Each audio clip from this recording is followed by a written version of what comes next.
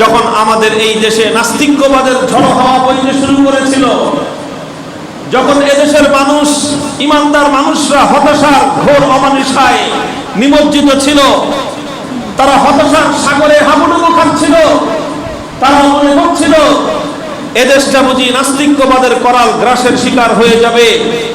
তারা আতঙ্কগ্রস্ত হয়ে পড়েছিল দেশকে নিয়ে, মনে করেছিল সম্ভবত এই দেশে সামনের দিনে হিন্দুয়ানি সংস্কৃতি ইসলামী সভ্যতা সংস্কৃতির জায়গা দখল করে নিবে। তারা মনে করেছিল, ভাবতে এমন দেখা গিয়েছিল সন্ধ্যাবেলায় ঘরে ঘরে মুসলমানদের ঘরে কোরআন নিয়ে বসবার, চেরাগ আর প্রদীপ জ্বলবার পরিবর্তে রাস্তায় রাস্তায় মোমবাতি দিয়ে মঙ্গল প্রদীপ জ্বালিয়ে মানুষ দাঁড়িয়ে থাকবার মতো কালচার শুরু হয়ে গিয়েছিল। এই যখন পরিবেশ পরিস্থিতি, কেউ এর বিপরীত কোনো কথা বলার সাহস পায় না, এমন একটা অবস্থা হয়েছিল।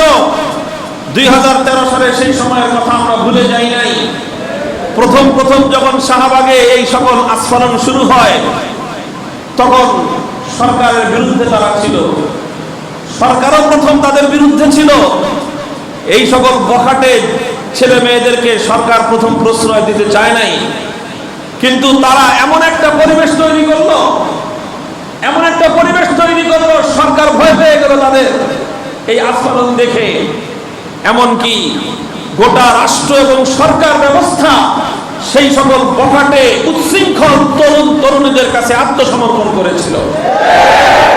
এটা ইতিহাস, আমি বললাম যাচাই করে দেখেন, এটাই বাস্তবতা। শাহবাগে যখন তারা নাস্তিক্যবাদের প্রথম মঞ্চ তৈরি করেছিল, প্রথম সেখানে সরকার দলীয় মন্ত্রী এমপিরা গেলে তাদেরকে নাজেহাল করেছিল, লাঞ্ছিত করেছিল, জুতা মেরেছিল তাদেরকে। এই ছিল সরকারের সঙ্গে তাদের বৈরিতা। কিন্তু দিনে দিনে তারা এতটাই ফুলে ফেপে উঠেছিল যে সরকার পর্যন্ত ভয় পেয়ে গিয়েছিল ওই শক্তিকে। তাদের সামনে সরকার মাথা নত করে দিয়েছিল, তাদের দাবি দেওয়া একটার পর একটা সরকার মানতেছিল। সরকার বুঝে নিয়েছিল যে এদের বিপরীত চলে আমি ক্ষমতা টিকিয়ে রাখতে পারবো না। এই ছিল অবস্থা। যখন গোটা সরকার, রাষ্ট্র, প্রশাসন, গোটা জাতি এই উচ্ছৃঙ্খলতার সামনে, নাস্তিক্যবাদের সামনে আত্মসমর্পণ করেছিল, ঠিক ওই দুর্দিনে, ওই ক্রান্তিকালে হাটহাজারীর এক প্রান্তিক অঞ্চল থেকে, এক হাদিসের মসনদ থেকে, আর একটা খানকার এক কর্নার থেকে এক মহাপুরুষ বুকটান করে দাঁড়িয়ে গিয়েছিলেন। সেই সময়ের মহাপুরুষের নাম শাইখুল ইসলাম আল্লামা আহমদ। এক হাদিসের মধ্যে আল্লাহ রাসূল সাল্লাল্লাহু আলাইহি ওয়াসাল্লাম ইরশাদ করেছেন, ইন্নাল্লাহা ইয়াবআসু লিহাযিহিল উম্মতি আলা রাসি কুল্লি মিআতি সানাতিন মান ইউজাদ্দিদু লাহা দীনাহা। আল্লাহ পাক রব্বুল ইজ্জত এই উম্মতের জন্য প্রত্যেক 100 বছরের মাথায় এমন ব্যক্তি আল্লাহ প্রেরণ করবেন, মান ইউজাদ্দিদু লাহা দীনাহা, যারা সময়ের প্রয়োজনীয় সংস্কারগুলো আল্লাহর কোরআন এবং নবীর সুন্নাহর আলোকে সাধন করবে। মানুষের মধ্যে যেই সকল বিষয়ে পতন, অবনতি সৃষ্টি হবে, ওই ব্যক্তিবর্গ তারা মানব জাতিকে, সমাজকে সেই পতন থেকে, অবনতি থেকে উদ্ধার করে মানুষকে আবার সঠিক ধারায় পরিচালিত করার চেষ্টা করবে। এটা ইসলামের অনন্য বৈশিষ্ট্য। এই জন্য ইসলামের 1500 বছরের ইতিহাস তালাশ করলে কথা দেখা যায় যে এই উম্মতের মধ্যে যখনই কোনো বিষয়ে অবনতি দেখা দিয়েছে, কোনো বিষয়ে শিথিলতা দেখা দিয়েছে, কোনো বিষয়ে বিপদগামিতা দেখা দিয়েছে, আল্লাহ পাক রব্বুল আলামিন এমন ব্যক্তি তৈরি করে দিয়েছেন যারা সেই স্রোতের মোকাবেলায় দাঁড়িয়ে গেছেন, স্রোতের মোকাবেলায় দাঁড়িয়ে গিয়েছেন, তুফানের মোকাবেলায় তারা দাঁড়িয়ে গিয়েছেন, ঝড়ের মোকাবেলায় তারা দাঁড়িয়ে গিয়েছেন এবং সমস্ত ঝড় তুফানকে মোকাবেলা করে স্রোতের বিপরীতে তারা বুকটান করে দাঁড়িয়ে থেকেছেন। সময়ের সমস্ত ফিতনার ঝড় বাতাস তাদের সামনে এসে মাথা নত করে দিতে বাধ্য হয়েছে। এটা ইসলামের শ্রেষ্ঠত্ব এবং এটা ইসলামের একটা অনন্যতা। আলহামদুলিল্লাহ, প্রায় 450 বছর হয়ে গেছে যখন 1000 সন চলে গিয়ে 1100 শতাব্দী যখন শুরু হয়, ওই সময়ে এই উপমহাদেশে এক বড় ফিতনা দেখা দিয়েছিল। ফিতনার মূল কেন্দ্রীয় চরিত্রে ছিল আকবর দ্য গ্রেট, মোগল সম্রাট, দোর্দণ্ড প্রতাপশালী সরকার, ক্ষমতাবান বাদশাহ। 50 বছর পর্যন্ত উপমহাদেশকে শাসন করেছে। এই 2-4 বছর না। আমরা তো এখন আপনার এই 12-13 বছরেই মনে করতেছি যাবো কবে, অনেকে বিরক্ত হয়ে গেছে। যাক না, অসুবিধে কি? এরকম 50 বছরও মানুষ শাসন করেছে, 60 বছর শাসন করেছে এই উপমহাদেশ। বাদশাহ আলমগীর, জাহাঙ্গীর সবাই দীর্ঘ সময় পর্যন্ত শাসন করেছে। আর সম্রাট আকবর 50 বছরের বেশি সময় শাসন করেছে উপমহাদেশ। সে শাসনকালীন সময়ে সে চিন্তা করল যে নিজের ক্ষমতাকে কিভাবে পাকাপোক্ত করা যায়। ক্ষমতাটাকে পাকাপোক্ত করবার জন্য আকবর চিন্তা করল যে আমার এই দেশে 2 জাতি বসবাস করে, হিন্দু জাতি আর মুসলিম জাতি। কাজী এই দোনো সম্প্রদায়কে আমার হাতে রাখতে হবে। দোনো সম্প্রদায়কে হাতে রাখবার জন্য সে 2 ধর্মের 2 জনকে বিয়ে করল। নাউজুবিল্লাহ। তার ঘরের মধ্যে, বাড়ির মধ্যে এক জায়গায় মন্দির আর এক জায়গায় মসজিদ, একবেলা পূজা করে আর একবেলা নামাজ পড়ে। এরপরে এগুলো কিছুদিন নিজে ব্যক্তিগতভাবে করে করে তারপরে চিন্তা করলো যে নতুন একটা ধর্ম সে তৈরি করবে। হিন্দু এবং ইসলাম ধর্ম একসাথে মিলায় একটা খিচুড়ি ধর্ম সে বানাইল। ধর্মটার নাম দিল দ্বীন-এ ইলাহি, নতুন এক ধর্ম। বাদশাহ আকবর 50 বছরের মোগল সম্রাট, যার ক্ষমতার সামনে দাঁড়িয়ে মাথা উচ্চ করে কথা বলবার মতো কোনো মানুষ ছিল না। এইরকম দুর্দণ্ড প্রতাপের সাথে একটা নতুন ফিতনা এই জাতির উপর আগমন করেছিল, এবং সেই ফিতনার মাধ্যমে সে এদেশের মানুষের হাজারো ইমানদারদের ইমান হরণ করবার পায়তারা করেছিল। অনেকে ভয় পেয়ে গিয়েছিল, মনে হয় এই অঞ্চলে আর ইসলাম টিকে থাকবে না। কিন্তু আলহামদুলিল্লাহ, আকবরের ফিতনা দ্বীন-এ ইলাহি, ইসলামকে ধ্বংস করে নতুন ধর্ম প্রবর্তন করবার তার যে অপতৎপরতা ছিল, আল্লাহ পাক রব্বুল আলামিন একজন দরবেশ, এক সুফি সাহেব শেখ আহমদ সিরহিন্দি রহমতুল্লাহি আলাইহি, তাকে আল্লাহ পাক রব্বুল আলামিন তৈরি করে দিলেন বাদশাহ আকবরের দ্বীন-এ ইলাহি নামক এই ফিতনাকে মোকাবেলা করবার জন্য। তিনি দাঁড়ায় গেলেন, সিনা টান করে দাঁড়ায় গেলেন। তিনি বিভিন্ন কৌশলে, হিকমতে বাদশাকে বোঝাবার চেষ্টা করলেন যে তোমার এই বিপজ্জনক পথ থেকে তুমি ফিরে আসো। ক্ষমতা রক্ষা করবার জন্য, নিজের গদি টিকাবার জন্য শুধুমাত্র তুমি চিন্তা করতেছো যে 2 ধর্মের খিচুড়ি বানায় দোনো ধর্মের মানুষের তুমি সমর্থন চাও। তুমি তোমার আদর্শের উপর টিকে থাকো। যারা নিজেদের আদর্শের উপর টিকে থাকে তাদেরকে বিপক্ষ দলের মানুষও শ্রদ্ধা করে, সম্মান করে। এটা মনে রাখবেন, ইতিহাস এটা, এবং এটা পৃথিবীর বাস্তবতা। যে নিজের স্বার্থে নিজের আদর্শকে জলাঞ্জলি দিতে পারে, নিজের আদর্শকে ত্যাগ করে আরেকজনের আদর্শ স্বার্থের কারণে যে গ্রহণ করতে পারে, সে কশ্চিন পৃথিবীর কোন আদর্শের প্রতি সে প্রকৃত অর্থে কল্যাণকামী হতে পারে না, সে বিশ্বস্ত হতে পারে না। তাদের পরিচয় হয় তারা গাদ্দার, তাদের পরিচয় হয় তারা বিশ্বাসঘাতক। বিশ্বাসঘাতককে দিয়ে মানুষ কাজ উদ্ধার করে, কিন্তু কোনোদিন বিশ্বাস করে না। মীর জাফরের ইতিহাস আমরা কি জানি? সে সিরাজউদ্দৌলার প্রধান সেনাপতি হয়ে লর্ড ক্লাইভের সঙ্গে সে আঘাত করেছিল, ইংরেজদের সাথে আঘাত করেছিল। মনে করেছিল সিরাজউদ্দৌলার পতন ঘটার পর সে নবাব হবে, সে শাসক হবে, ক্ষমতার মসনদে বসবে, এটা সে মনে করেছিল। আর সে শত্রুর সাথে হাত মিলিয়ে নবাবের সঙ্গে গাদ্দারি করে শত্রুর হাতে ক্ষমতা তুলে দিয়েছিল।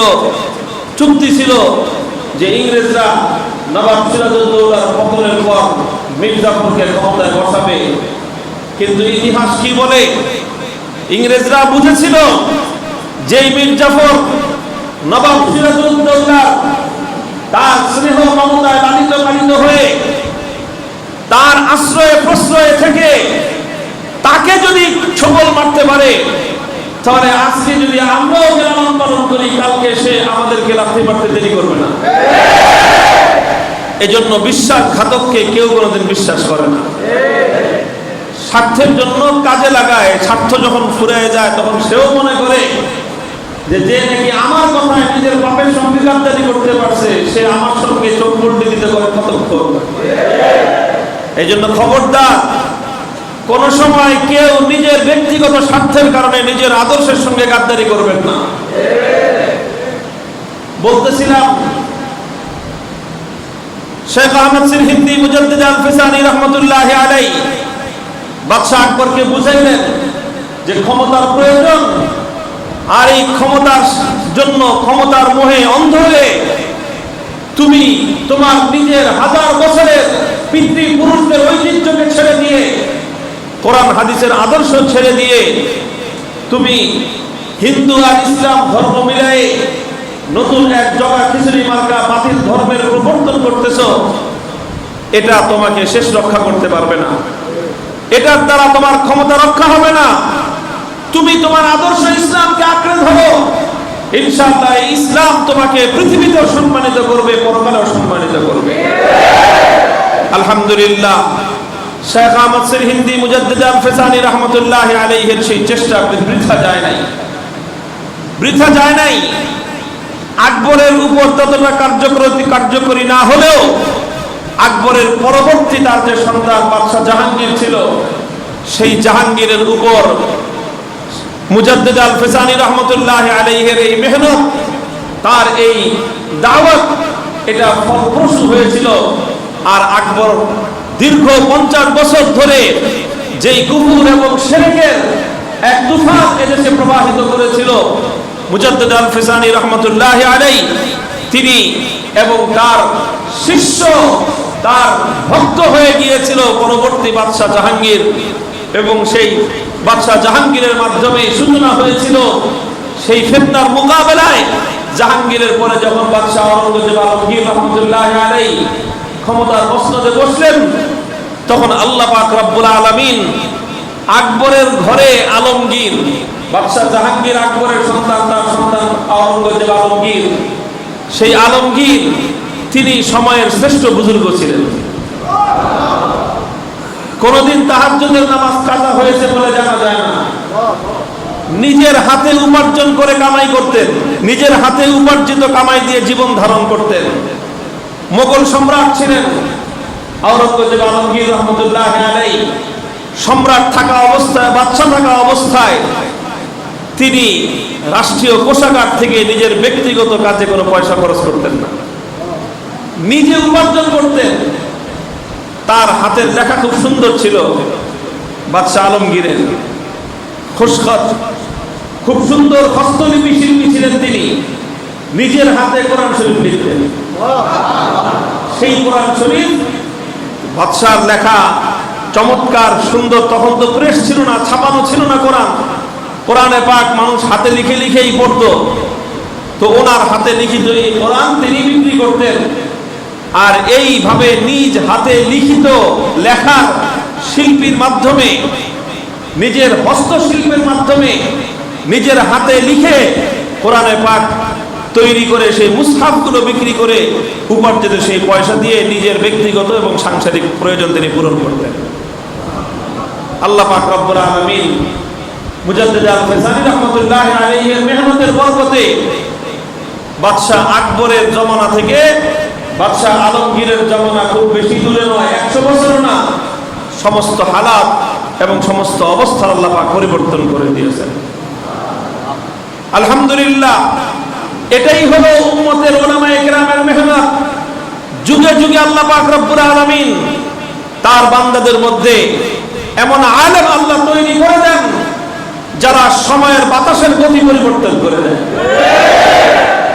বাতাসের গতি ছিল বাদশাহ আকবরের দ্বীন ইলাহির দিকে, বাতাসের গতি ছিল আকবরের যুগে কুফর আর শিরকের দিকে।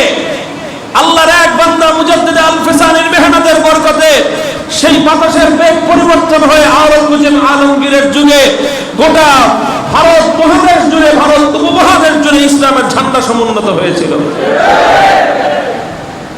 পরবর্তী যুগে প্রত্যেক যুগে যুগে দেখা গিয়েছে আলহামদুলিল্লাহ উলামায়ে কেরাম সময়ের যে কোনো ফিতনা যখন সামনে আসে তখন সেই ফিতনার ভয়ে তারা ভীত সন্ত্রস্ত হয়ে পড়েন না, বরং তারা সেই ফিতনার মোকাবেলায় বুক টান করে দাঁড়িয়ে যান।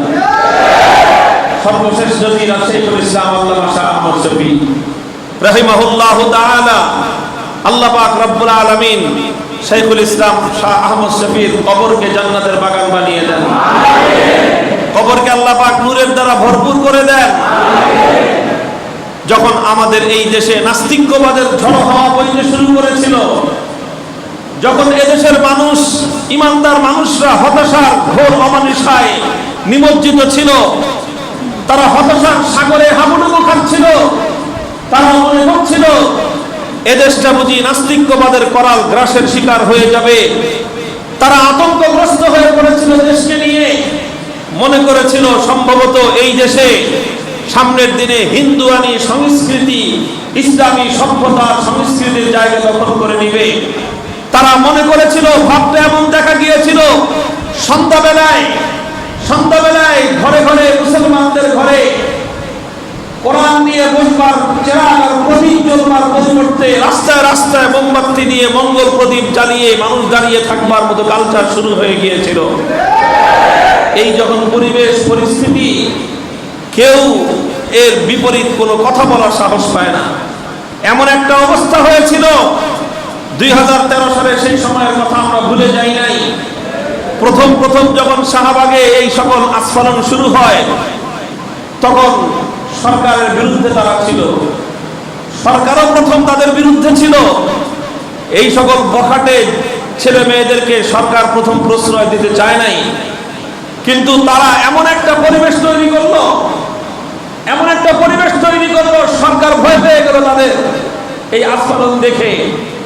এমনকি গোটা রাষ্ট্র এবং সরকার ব্যবস্থা সেই সকল বখাটে উচ্ছৃঙ্খল তরুণ তরুণীদের কাছে আত্মসমর্পণ করেছিল। এটা ইতিহাস, আমি বললাম যাচাই করে দেখেন, এটাই বাস্তবতা। শাহবাগে যখন তারা নাস্তিক্যবাদের প্রথম মঞ্চ তৈরি করেছিল, প্রথম সেখানে সরকার দলীয় মন্ত্রী এমপিরা গেলে তাদেরকে নাজেহাল করেছিল, লাঞ্ছিত করেছিল, জুতা মেরেছিল তাদেরকে। এই ছিল সরকারের সঙ্গে তাদের বৈরিতা। কিন্তু দিনে দিনে তারা এতটাই ফুলে ফেপে উঠেছিল যে সরকার পর্যন্ত ভয় পেয়ে গিয়েছিল ওই শক্তিকে। তাদের সামনে সরকার মাথা নত করে দিয়েছিল, তাদের দাবি দেওয়া একটার পর একটা সরকার মানতেছিল। সরকার বুঝে নিয়েছিল যে এদের বিপরীত চলে আমি ক্ষমতা টিকিয়ে রাখতে পারবো না। এই ছিল অবস্থা। যখন গোটা সরকার, রাষ্ট্র প্রশাসন, গোটা জাতি এই উচ্ছৃঙ্খলতার সামনে, নাস্তিক্যবাদের সামনে আত্মসমর্পণ করেছিল, ঠিক ওই দুর্দিনে, ওই ক্রান্তিকালে হাটহাজারীর এক প্রান্তিক অঞ্চল থেকে, এক হাদিসের মসনদ থেকে, আর একটা খানকার এক কর্নার থেকে এক মহাপুরুষ বুকটান করে দাঁড়িয়ে গিয়েছিলেন। সেই সময়ের মহাপুরুষের নাম শাইখুল ইসলাম আল্লামা আহমদ।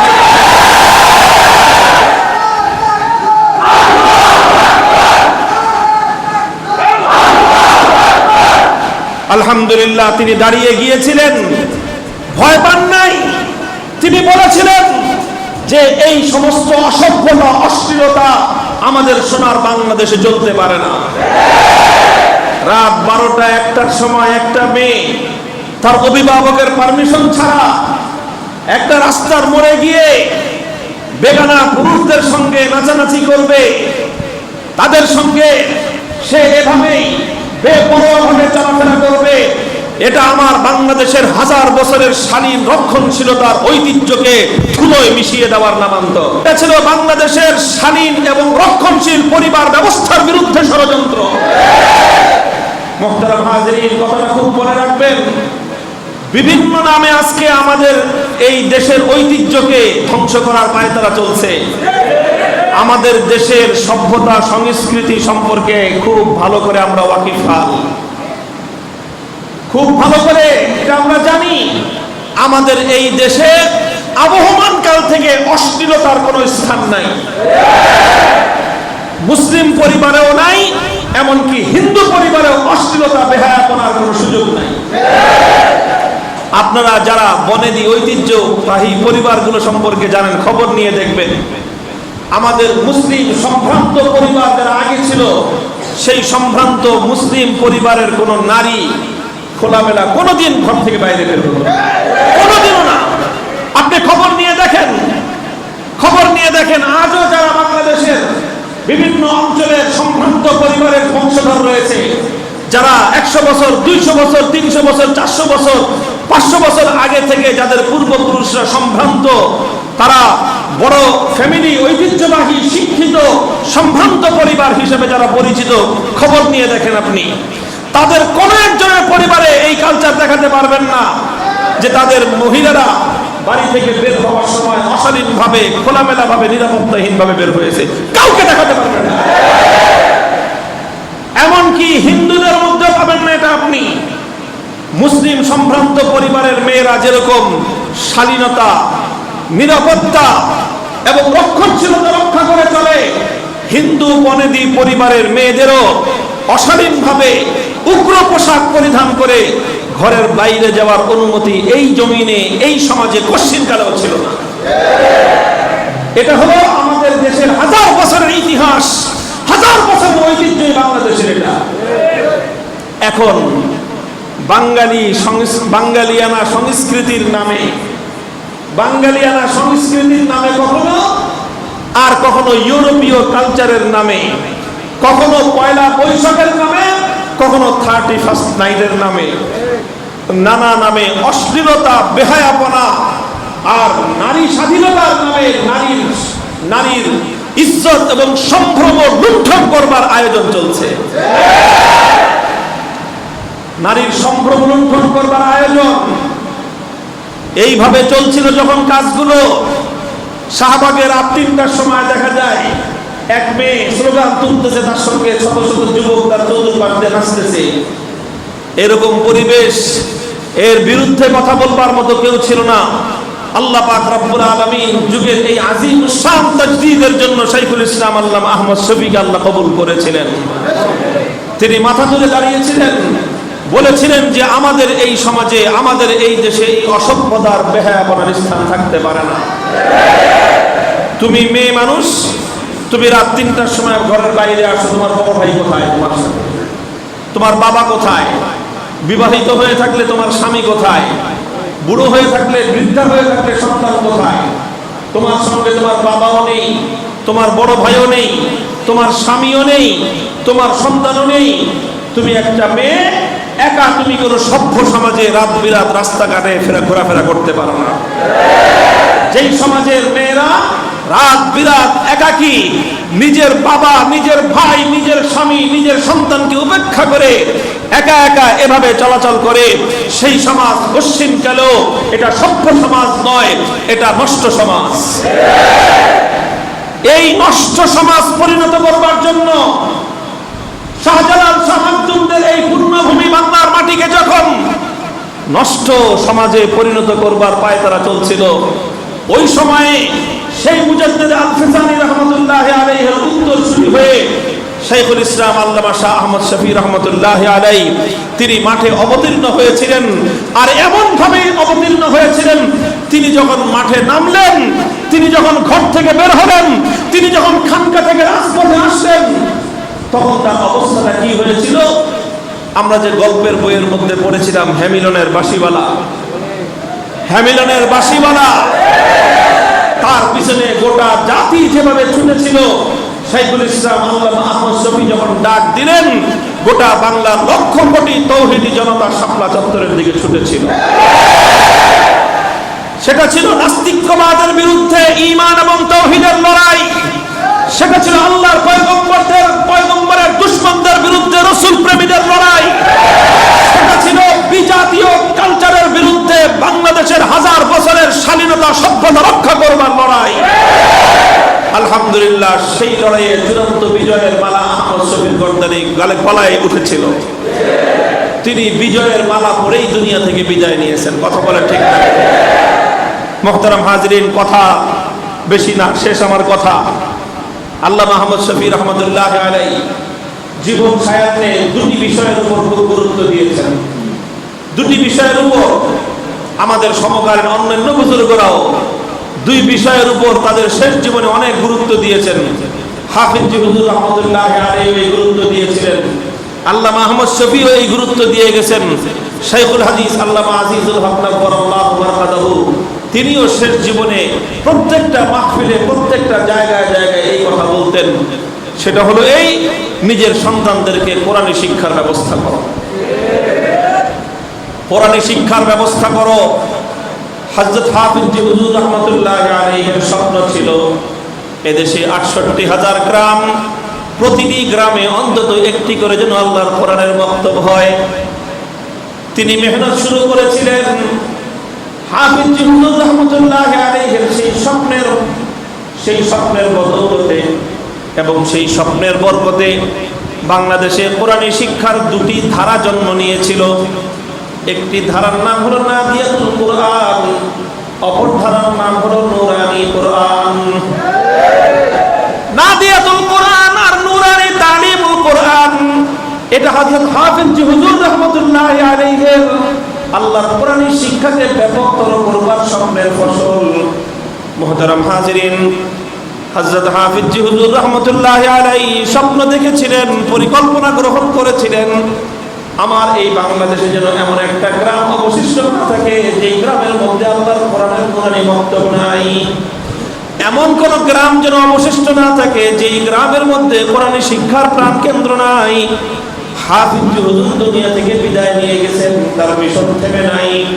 ইনশাআল্লাহ সুম্মা ইনশাআল্লাহ আমার বাংলাদেশে এখন ৬৮,০০০ গ্রাম নয়, ৮৮,০০০ গ্রাম, বরং গ্রামের সংখ্যা আরো বেড়েছে। এবং ইনশাআল্লাহ আমরা স্বপ্ন দেখতেছি বাংলাদেশে যদি ১ লক্ষ গ্রাম হয়, অচিরেই ১ লক্ষ কোরআনের মক্তব বাংলার প্রত্যেকটি গ্রামে তৈরি হবে। কি বলেন, কথা ঠিক কিনা? অনেকে আশঙ্কা বোধ করে যে যেই হারে মাদ্রাসা বাড়তেছে, আগামী দিনে মাদ্রাসা শিক্ষার হার কমানোর জন্য নাকি তারা আন্দোলন করবে, সংগ্রাম করবে। এরকম কথাবার্তা অনেকে বলে যে মাদ্রাসা শিক্ষার হার কি হয়ে যাচ্ছে, বেড়ে যাচ্ছে। এই জন্য কি করবে, মাদ্রাসা শিক্ষার হার কমানোর জন্য আন্দোলনে নামবে। কি বলেন, ওরারা মাদ্রাসা শিক্ষা কোরআনী শিক্ষার পার্সেন্টেজ কমানোর জন্য মাঠে নামবে, আর আমরা মুখে আঙুল দিয়ে চুষবো। কি বলেন?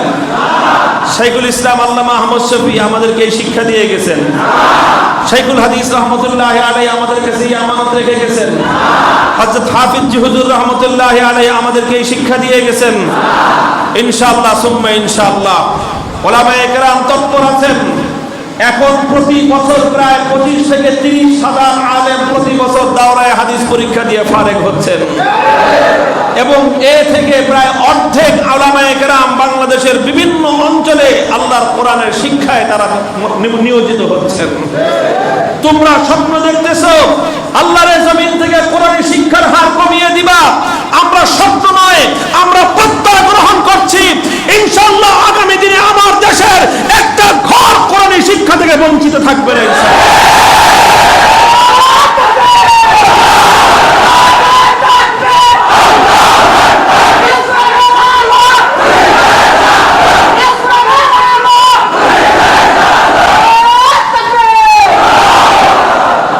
মুহতারাম হাজিরিন, কোরআন শিক্ষা শাইখুল ইসলাম রহমতুল্লাহ আলাইহি শেষ সময়ে তিনি এই কথার উপর খুব গুরুত্ব দিতেন। আরেকটা কথার উপর তিনি গুরুত্ব দিয়েছেন, সেটা হলো নারীদের নিরাপত্তা ব্যবস্থা। নারীর নিরাপত্তা ব্যবস্থা শাইখুল ইসলাম কেন নারী জাতিকে পর্দা করতে বললেন? শাইখুল ইসলাম কেন 13 দফার মধ্যে প্রত্যেকটা সেক্টরে নারীদের জন্য নিরাপদ কর্মসংস্থানের ব্যবস্থা করতে বললেন? এটা নিয়ে এই দেশে সমালোচনা কম শুনি নাই, আমরা অনেক সমালোচনা শুনেছি, কিন্তু আজ এ কথা দিবালোকের ন্যায় পরিষ্কার। যদি দেশ, জাতি, রাষ্ট্র শাইখুল ইসলাম আল্লামা আহমদ শফীর সেদিনের পরামর্শ শুনে যথাযথ ব্যবস্থা গ্রহণ করত, মাতৃজাতির ইজ্জত নিরাপত্তা নিশ্চিত করবার জন্য যথাযথ কর্মসংস্থান, অফিস, আদালত, শিক্ষাঙ্গন সহ সমস্ত জায়গায় নারীদের জন্য ভিন্ন নিরাপদ ব্যবস্থা করবার উদ্যোগ গ্রহণ করত, তাহলে আজকে আমার সমাজকে ধর্ষণের এই মহামারীর করাল গ্রাস এভাবে আমাদেরকে জাতিকে গ্রাস করে নিতে। আজকে ধর্ষণ মহামারী রূপে ধারণ করেছে। ধর্ষণের যেই এক ভয়াবহ পরিস্থিতি তৈরি হয়েছে, মাত্রা বেড়েই চলছে, কোনো কিছুতে ধর্ষণের লাগাম টেনে ধরা যাচ্ছে না। ধর্ষণ বন্ধের নামে, ধর্ষণের বিরুদ্ধে যখন ওলামায়ে কেরাম মাঠে নামলো, এই যে বেগমগঞ্জে যখন এই পাশবিক নির্যাতন চলল এক মায়ের উপর, সিলেটের এমসি কলেজে যখন সেই গৃহবধূকে তার স্বামী থেকে কেড়ে নিয়ে তার স্বামীর সামনে নরপশুর উপর্য করে ধর্ষণ করল, সর্বপ্রথম সিলেটের এমসি কলেজের এই ধর্ষণের ঘটনার প্রতিবাদ, বেগমগঞ্জের নারীর উপর পাশবিক নির্যাতনের ঘটনার তীব্র প্রতিবাদ জানিয়েছে এদেশের আলেম সমাজ, প্রতিবাদ জানিয়েছে এদেশের ওলামায়ে কেরাম, প্রতিবাদ জানিয়েছে এদেশের ইসলামপন্থীরা। গোটা দেশ যখন উত্তাল, তখন ওরা দেখলো নাস্তিক্যবাদের দোসররা যে হুজুররা তো এভাবে মাঠ দখল করে নিচ্ছে, ওরা নামলো, ওরাও এই শুনে সুর মিলিয়ে ধর্ষণের বিরুদ্ধে মাঠে নামলো। আমরা মনে করলাম আচ্ছা ঠিক আছে, ধর্ষণের বিরুদ্ধে মাঠে নামছো, ভালো কথা, তোমার 10টা কাজ খারাপ হতে পারে, একটা ভালো কাজ করবা, নামো, আমাদের সমর্থন আছে, আমরা আমাদের জায়গা থেকে ধর্ষণের বিরুদ্ধে, তোমরা তোমাদের জায়গা থেকে ধর্ষণের বিরুদ্ধে কথা বলো। আমরা চাই এমন আইন তৈরি হোক, এমন আইন কার্যকর হোক, যাতে আর কোনো ধর্ষক, আর কোনো লম্বন, আর কোনো সন্ত্রাসী কোনো অবলা নারীর ইজ্জত নিয়ে যেন ছিনিমিনি খেলবার সাহস না পায়। ও মা, তাদেরকে আমরা বাহবা জানাইলাম, সাধুবাদ জানালাম যে মাঠে নামো তোমরাও। 2 দিন 3 দিন যাওয়ার পরে দেখি আস্তে আস্তে তাদের থলের ভিতর থেকে কালো বিড়াল বের হয়ে আসছে। এখন ওরা বলা শুরু করছে যে এই যে শাহবাগে গিয়ে ছেলে মেয়ে ঘষাঘষি জনগণী করতেছে, ধর্ষণের বিরুদ্ধে প্রতিবাদ, ধর্ষণের বিরুদ্ধে প্রতিবাদ, বেগানা একটা মেয়েকে আরেক ছেলে জড়াজড়ি করে ধর্ষণের বিরুদ্ধে প্রতিবাদ করতেছে। এটা কি ধর্ষণের বিরুদ্ধে প্রতিবাদ, না আরো নতুন করে উচ্ছৃঙ্খল যুবক এবং তরুণদেরকে ধর্ষণের উস্কানি দিচ্ছে? এটা উস্কানি হচ্ছে। ওলামায়ে কেরাম স্পষ্ট 6 দফা দিয়েছে, স্পষ্ট 6 দফা দাবি দেওয়া হয়েছে। আজ সকালবেলা আল্লামা নূর হোসেন কাসেমের নেতৃত্বে ওলামায়ে কেরাম স্পষ্টভাবে ঘোষণা করেছে, ধর্ষণ, জিনা, ব্যভিচার সহ নারীকে অশ্লীল ভাবে উপস্থাপন করার সমস্ত আয়োজনের বিরুদ্ধে যুদ্ধের ময়দানে নামতে হবে, সংগ্রামের ময়দানে নামতে হবে।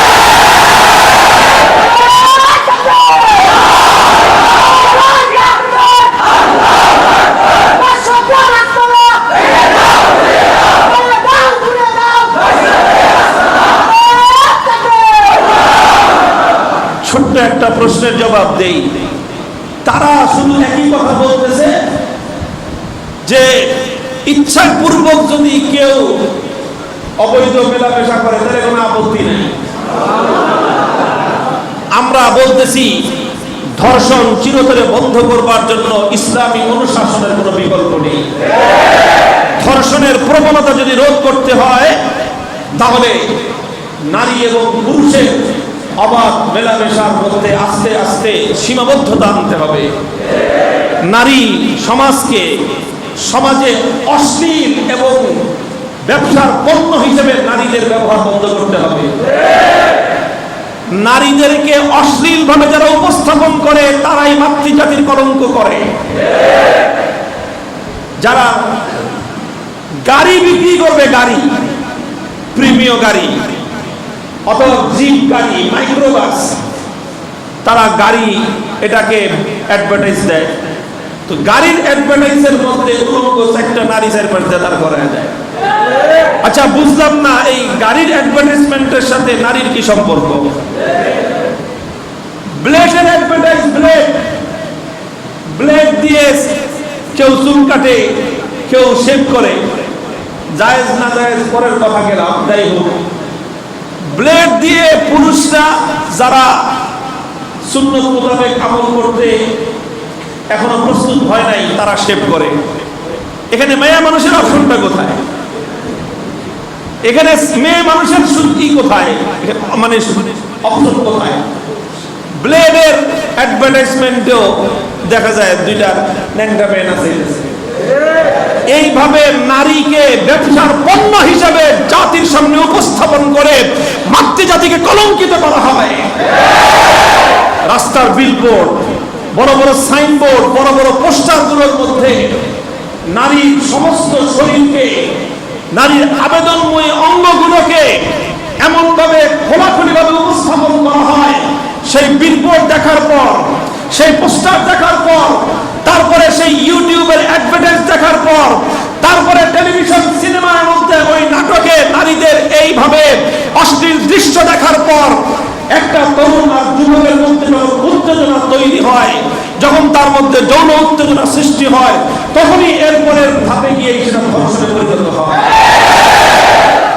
অনেকে বলে কি জানেন? বলে যে হুজুর ধর্ষণ তো হয়েছে 7 বছরের মেয়ে, 5 বছরের মেয়ে, তাহলে এই মেয়েটার কি দোষ? সে কি পর্দা করবে? ইসলাম কি 5 বছরের 7 বছরের মেয়েকে পর্দা করতে বলেছে? আমরা বলি যে না, 5 বছর 7 বছরের মেয়েকে পর্দা করতে বলে নাই। এবং এই মেয়েটা পর্দা করে না বলে ধর্ষিত হচ্ছে ব্যাপারটা এমন নয়। কেউ কেউ বলে যে হুজুর কোনো কোনো জায়গায় তো আবার বোরকাওয়ালিরাও ধর্ষণের শিকার হয়েছে। তো বোরকা বললেই যদি নিরাপত্তা হয়, তাহলে বোরকা পরিহিতা মেয়ে, হিজাব পরিহিতা মেয়ে, সে কেন ধর্ষণের শিকার হলো? প্রশ্ন তো এই জায়গায়, তাই না? প্রশ্নের জবাব হলেই যে এই যে বোরকা পরিহিতা 7 বছরের 5 বছরের ছোট্ট মেয়ে, সে যে ধর্ষিত হচ্ছে, এটার পিছনে সে দায়ী না হলেও সমাজের অশ্লীল ব্যবস্থাপনার জন্য অনেকাংশেই দায়ী। কারণ একটা যুবক যার চরিত্রের উপর তার নিজের নিয়ন্ত্রণ নেই, একজন লম্পট চরিত্রহীন যুবকের যৌনতা তার জন্য মারাত্মক এক ধ্বংসাত্মক হাতিয়ার। এই লম্পট চরিত্রহীন যুবকের সামনে যখন একটা সিনেমার বিলবোর্ডের মধ্যে অথবা বড় নাটক সিনেমার মধ্যে অথবা পোস্টারের মাধ্যমে যৌন আবেদনময়ী নারীদের, নায়িকাদের অশ্লীল দৃশ্যগুলো যখন সে দেখে, তখন তার মধ্যে ওই যৌন শক্তিটা তার মধ্যে ভয়ঙ্কর রূপে মাথাচাড়া দিয়ে উঠতে যায়।